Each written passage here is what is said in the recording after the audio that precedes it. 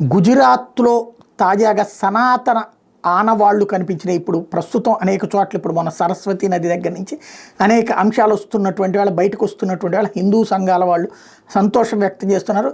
ఎంత తొక్కేసి నలిపేసి ధ్వంసం చేసి ఆనవాళ్ళు లేకుండా చేద్దామని అనుకుంటూ ఉంటే అంత ఉవ్వెత్తున మళ్ళీ ఎగసిపడుతున్నాయి సనాతన ధర్మ ఆనవాళ్ళు. గుజరాత్లోని భరూచ్ జిల్లాలోని జంబూసర్ తాలూకాలో ఉన్న కవిగ్రామం బుధవారం కవిగ్రామ తీరానికి సమీపంలో అరేబియా సముద్రంలో చేపల వేటకు వెళ్లిన మత్స్యకారుల వలలో చిక్కున్న 100 కిలోగ్రాములకు పైగా బరువున్న సుమారు 8 అడుగుల ఎత్తున్న స్ఫటిక క్రిస్టల్ శివలింగం దొరికింది.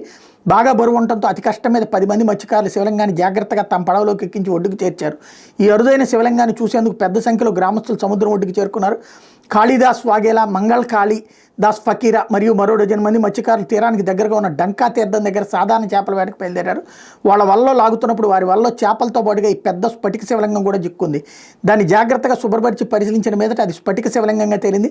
మత్స్యకారులు ఒడ్డుకు తీసుకొచ్చి పూర్తిగా శుభ్రం చేసిన తర్వాత స్ఫటిక శివలింగంలో శంఖం, సూక్ష్మగ్రహాలు మరియు వెండి సర్పం వంటి అద్భుతమైనటువంటి వివరాలు ఉన్నాయి.